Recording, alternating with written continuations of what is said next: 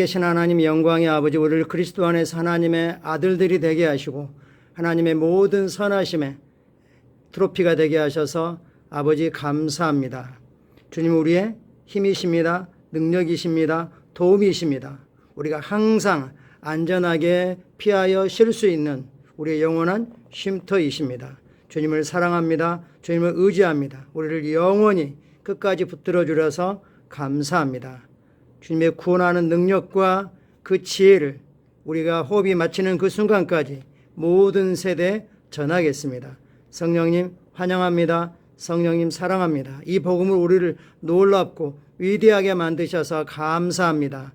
예수님 이름으로 기도합니다. 아멘. 8월 10일 말씀을 실제 같이 확인하겠습니다. 제목 읽겠습니다.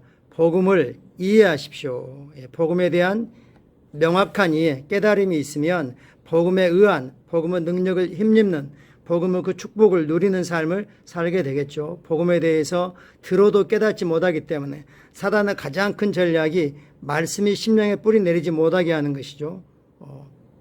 그래서 복음을 성경은 반복해서 들을 때 거기서 믿음이 생긴다고 말씀하고 있죠. 성경 말씀 확인하겠습니다.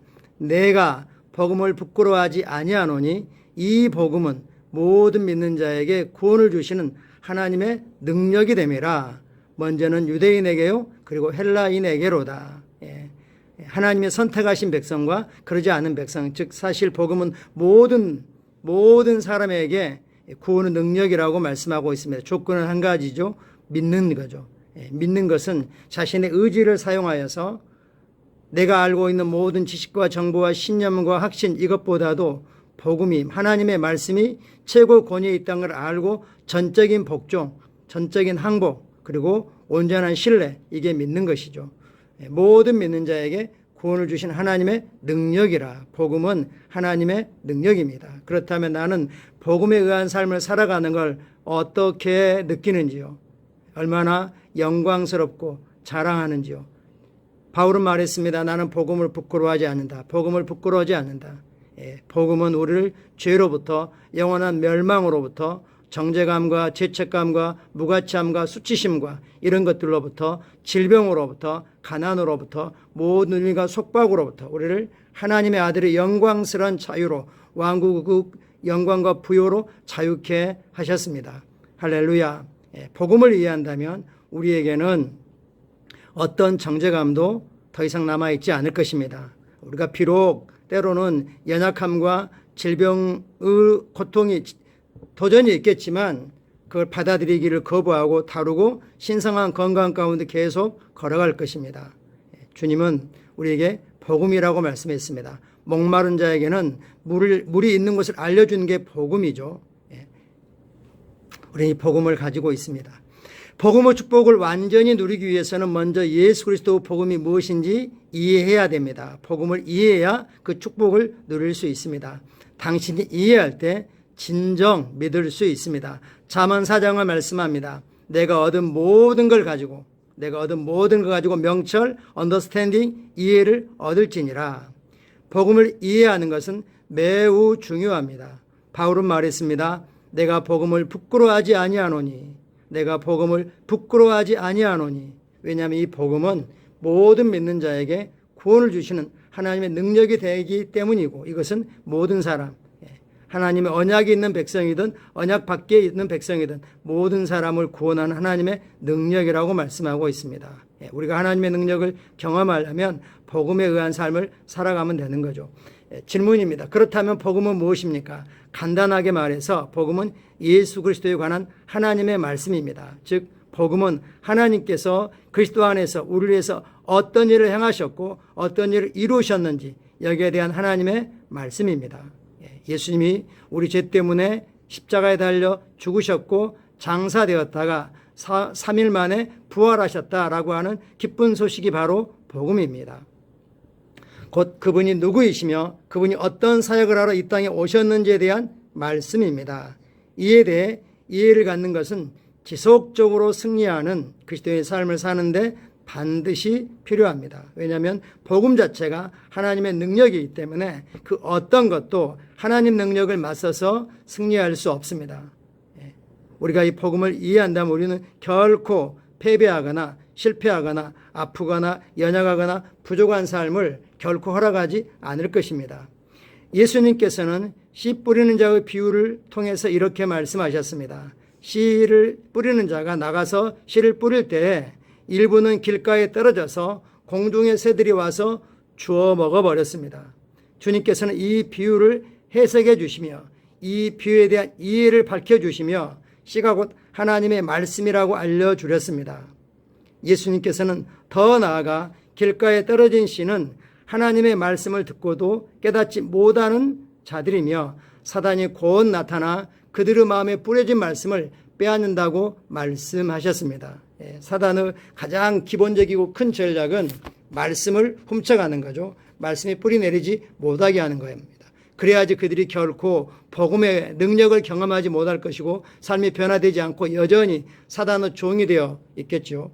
지혜로운 농부라면 결코 길가에 뿌리지 않습니다. 그러나 사람의 심령이 이것이 좋은 땅인지 잡초가 무성한 땅인지 돌짝밭인지 길가밭인지 딱딱하게 굳어 있는지 뿌려보기 전에는 말씀에 대한 반응이 나타나는 걸 보기 전에는 결코 알 수 없기 때문에 우리는 때를 얻든지 못 얻든지 모든 사람에게 그가 거치는 사람이든 담배를 피고 있는 사람이든 어떤 사람이든 상관없이 복음을 전합니다.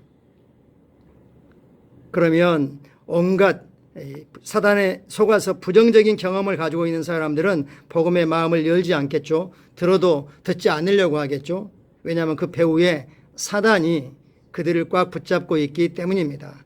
영혼을 구원하는 것은 영적인 것입니다. 자연적인 설득력만으로 되는 건 아닙니다. 그래서 우리가 영혼들을 품고 기도하는 거죠. 사단의 기본적인 전략은 거짓말하는 거죠. 두렵게 하는 거죠. 특별히 말씀이 깨닫지 못하게 하는 거고, 그래서 사람들을 교회로부터 자꾸 멀어지게 하고 분리시키는 거죠. 말씀이 실제로 그들의 마음에 들어왔지만 그들이 말씀에 대한 이해력이 부족했기 때문에 마귀가 말씀을 빼앗아간 것입니다. 당신은 복음의 내용을 이해해야 합니다.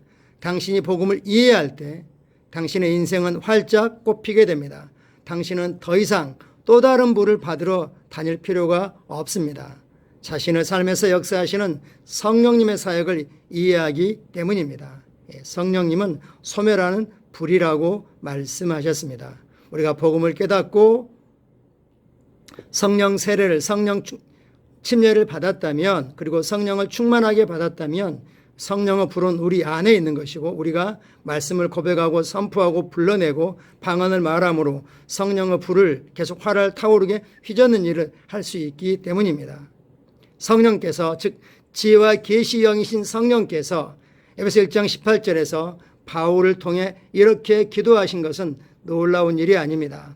너의 마음, 심령의 눈을 밝히셔서 그의 부르심의 소망이 무엇이며 성도 안에서 그 기업의 영광의 풍성함이 무엇이며, 성령이 무슨 기도를 하고 있죠? 마음의 눈을 밝혀라. 마음의 눈을 성령님이 밝히시도록. 즉 많은 사람들이 어둠에 갇혀 있다는 거죠. 그래서 부르심의 소망과 기업의 영광의 풍성함을 깨닫도록 기도하고 있습니다.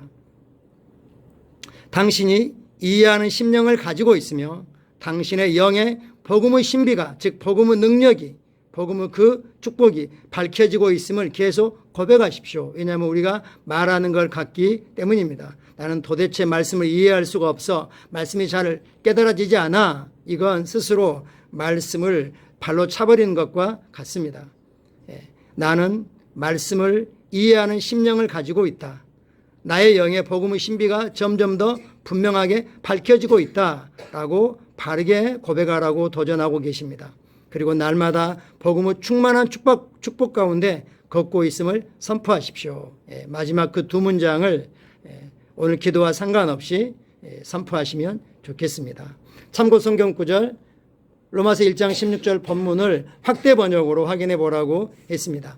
내가 그리스도의 복음 굿뉴스를 부끄러워하지 아니하노니 이는 복음이 개인적인 신뢰와 확신에 찬 항복, 굴복, 서렌더, 그리고 확고한 의지로 믿는 모든 사람에게 구원, 영원한 죽음에서 건짐에 이르게 역사하는 하나님의 능력이기 때문이라. 먼저는 유대인에게요, 또한 헬라인에게라. 아멘. 복음을 나는 부끄러워하지 않습니다. 왜냐하면 이 복음이 나의 개인적인 신뢰와 확신에 찬 항복, 복종과 확고한 의지로 믿는 그 사람에게 구원, 영원한 죽음의 그 멸망의 형벌로부터 건짐에 이르게 역사하는 하나님의 능력이라고 말씀하고 있습니다. 복음으로 하나님은 생명과 불멸을 밝히셨습니다. 디모데후서 1장 8절부터 10절입니다. 그러므로 너는 내가 우리 주를 증언함과 또는 주를 위하여 갇힌 자 된 나를 부끄러워하지 말고 복음으로 살아가는 나를 부끄러워하지 말고 오직 하나님의 능력을 따라 복음과 함께 고난을 받으라.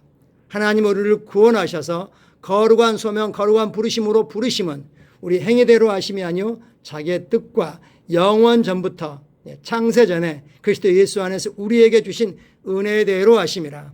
이제는 우리 구주 예수 그리스도의 나타나심으로 말미암아 나타났으니 그리스도는 사망을 패하시고 복음으로서 생명과 썩지 아니할 것 불멸을 드러내셨습니다. 할렐루야.